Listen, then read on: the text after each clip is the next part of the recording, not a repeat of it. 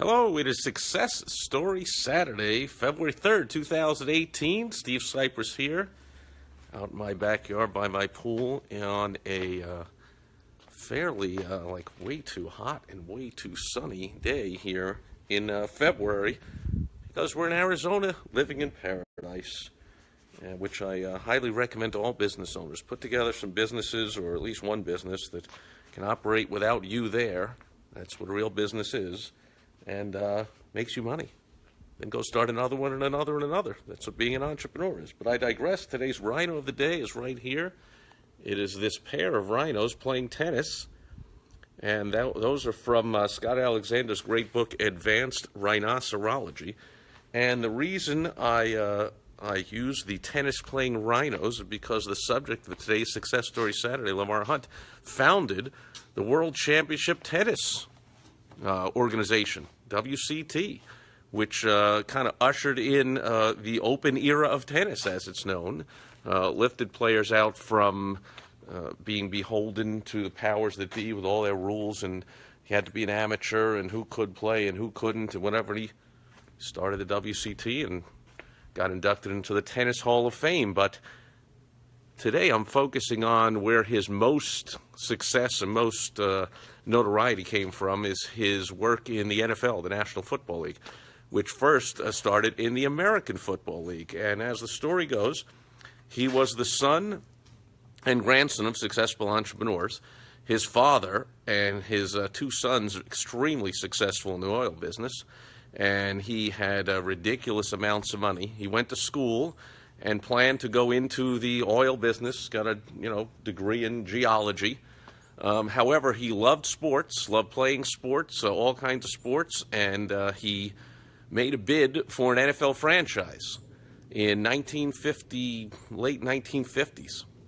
And he got turned down because the NFL, which at that time, by the way, wasn't anything like it was today. Major League Baseball was national pastime, of course, but the NFL was like, well, we don't want to expand too quickly. See, Lamar Hunt grew up in Dallas, and there was no, believe it or not, there was no professional football in the state of Texas. So he wanted to buy a franchise and expand into the state of Texas in Dallas. And the NFL said no. So he, like a true entrepreneur, said, I'm not giving up on my dreams and my goals and my plans just because the powers that be make some kind of rules and want to not allow me to do it. He got together with some of his business buddies and oil people and others and formed the American Football League and started a team called the Dallas Texans. And they did great, but the NFL said, oh, no, you don't, and they put a team into Dallas, which I believe everyone would know of today. It's the Dallas Cowboys. Started in 1960. And so a few years later, with attendance way down, of course, for the fledgling AFL, the NFL Dallas Cowboys kind of, easily outpulling and getting all the attention around Dallas over the Dallas Texans. He moved the team to Kansas City, and they became the Kansas City Chiefs. And they dominated in the American Football League. They won the American Football League Championship in 1966 and played in the first Super Bowl, even though the game wasn't called that yet. They lost to the Green Bay Packers. They won the championship again 3 years later, and they played in Super Bowl IV, and this time they won against the Minnesota Vikings, and that was the last time that there was a game play between the AFL and the NFL, because that was the last time there was an AFL. The two leagues merged after that Super Bowl IV, and largely, the merger was largely attributed to Lamar Hunt, the subject of today's Success Story Saturday. He pretty much engineered that merger, and the rest is history. He also coined the phrase the Super Bowl. The first two games are simply called the AFL-NFL Championship game. The Packers won over the Chiefs and then the Raiders. But starting with Super Bowl III, they were like, let's come up with a name for this thing. And as the story goes, as Lamar Hunt told the story, he saw his kids playing with a little Super Ball. Remember those things? Like they would bounce, you could, barely drop it and would bounce real high. And of course, in college sports, all the big games were called bowl games. There was the Sugar Bowl and the Rose Bowl and the Orange Bowl and Cotton Bowl, and now there's 42,000. There's like the Underwear Bowl. I mean, every single ridiculous obscure company has a bowl, and so he was like, let's call it the Super Bowl. And he even said to the NFL execs at the time, I think that's kind of a silly name, we'll come up with a better one. And the stuffy NFL execs, who were obviously not anywhere near as good at marketing as Lamar Hunt, or they wouldn't have had to absorb the AFL, they would have simply trounced them. They said, yeah, we'll have to come up with a better name. But someone in the media, in newspaper world, sports writers, love the term Super Bowl. And the rest is history. Now we're on to Super Bowl 52 or whatever it is tomorrow. And where tens of millions of Americans who would have watched the game and have watched the game in the past, like myself, that no longer, I mean, I just can't even, it's just too ridiculous to even watch this ridiculous league where the commissioner, the owners are just so weak that they allow the players, believe it or not, they'll actually allow their own employees to do a protest on the job. I mean, it's just, I still can't even fathom such a thing, to alienate a whopping huge percentage of their audience, of their target market, of their most rabid fans. I've spent so much money and so much time and energy following the NFL my entire life over the past 50 years, and then this year, see ya. I was like, that's enough of that. I mean, and the same thing would happen if I walked into a restaurant and I said, can I'd like to order dinner. And they said, hang on, before we serve the dinner, we all protest the whatever. And they started marching around and holding up signs or kneeling down and when the national anthem, whatever it is, they did whatever go ahead, do all the protests you want, but you don't do them on the job. I mean, hopefully everyone watching this pretty much is an entrepreneur. I hope you don't follow the lead of the ridiculously stupid NFL leadership and allow your employees to protest on the job. Could you imagine, let's say you're a roofer, and your crew goes out to somebody's house, and they go, hey, you ready to get started? You go, yeah, hang on. First, we're going to put some signs up and picket and march around your house because we're going to protest the inequality of something. Save the Dolphins. I mean, whatever cause they think is so important to have, they're going to promote it on the job?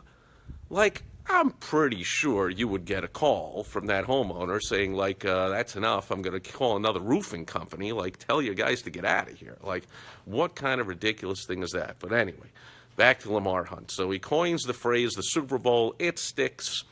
He, they go on to still to this day, the American Conference now. It's the American Conference Trophy is still called the Lamar Hunt Trophy. It's named after Lamar Hunt, who was pretty much just about the most influential owner in professional football ever.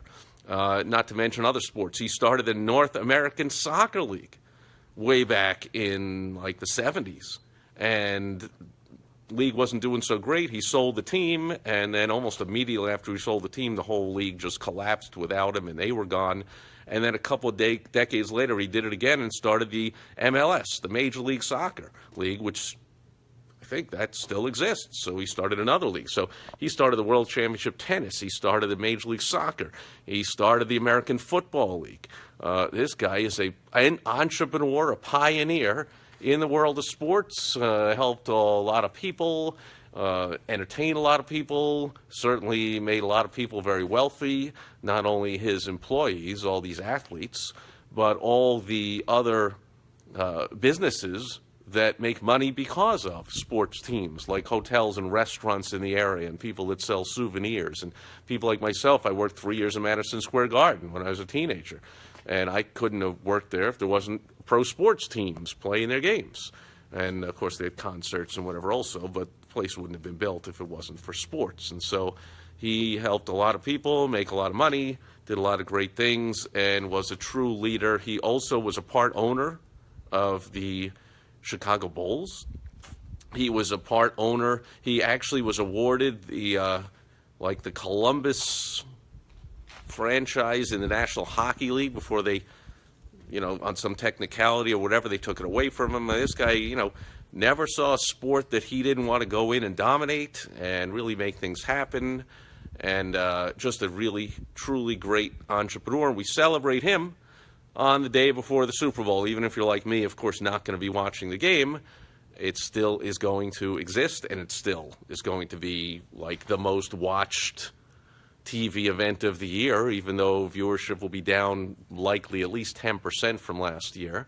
And the NFL likely blame that on all kinds of things. Oh, people are, fractured audience now. They're watching the internet, or they blame their downturn over the last couple of years on Donald Trump was sucking all the air out of the room and taking all the eyeballs during the campaign, so people weren't watching. They made up all these excuses. Like, don't be ridiculous. None of those reasons are why I and millions of other Americans no longer give a crap about anything about the NFL. So, of course, I lived in Boston for 17 years, and I know that the Boston team is as usual. I was talking to a client of mine yesterday who's from Boston, and I was like, what, do you guys have it on the schedule every year? Like, it just says, February whatever, Super Bowl, opponent to be determined, but the Patriots know they're there. And now his son just started school at Boston University, and I'm like, that's great. Is he going to go to the parade? Actually, he's going to BU, and that's right on the parade route. And I'm like, do they have the parade every year on a Wednesday and a Tuesday? It's like a Tuesday, right? That's probably in the calendar also. Like, Patriots victory parade on a Tuesday after the Super Bowl every year. And I'm like, is he already called it, taking off from class and doing whatever and watching the parade? Like, who knows? Of course, it's a football game and any team can win. But I got a lot of friends and family back there in Boston obnoxiously rooting for their Patriots back when I was there in the 70s and 80s and into the 90s. The Patriots were, pretty much nothing. And in fact, the whole town was pretty humble. There was the Red Sox had never won, and the Patriots never won, and the Bruins were good. Celtics were dominant and great back in the day. But it was a pretty humble, great sports city, but pretty humble. Now just totally obnoxious, these sports fans. But come on, how can they not be? They're winning. Same with you and your business. Hopefully you have a winning business. You dominate in your area, in your industry, and you act like it. I mean, they have Bill Belichick and Tom Brady, Tom Brady is the hero for guys like me. A guy that has pretty much, like, compared to any other quarterback almost of all time, no talent. He's not there because he has great talent. He's there because he works harder than anybody and mentally is tougher than anybody.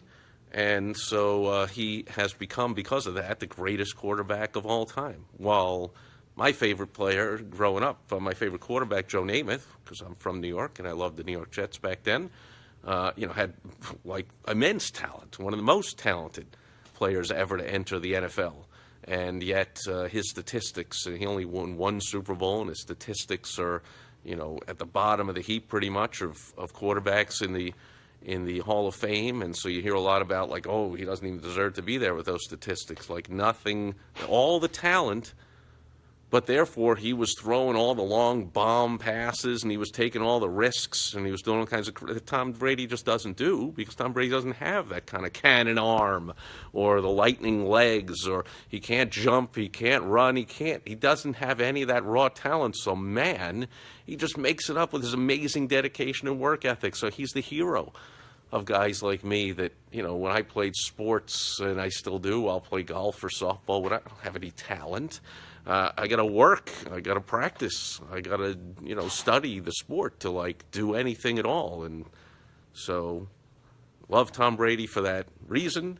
However, no interest in watching such a ridiculous sport that you have to wonder when you watch the thing, are you going to be disrespected by the people that you're watching? It's just totally ridiculous. So I will find something else to do for the first Super Bowl Sunday that I can remember in my life.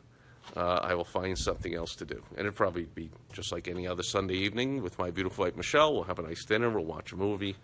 And we'll have a nice evening. So whatever you're doing tomorrow, have fun. And I'll be back here just to check in on Sunday Fun Day. I'll say hello. For now, I'm checking out from spectacularly sunny. That's why I'm under my gazebo here, but I'll go back out in the sun. Beautiful, spectacular day out here by the pool in Arizona. As always, I highly recommend that you do what I did and put together a successful business, and you can go operate it from anywhere in the world and live anywhere you want and do anything you want with anyone you want whenever you want. Hey, Paul is here. Good seeing you, Paul. So thanks for being here today, and I'll be checking back tomorrow on Sunday Fun Day. Have a good one, everyone. Bye-bye.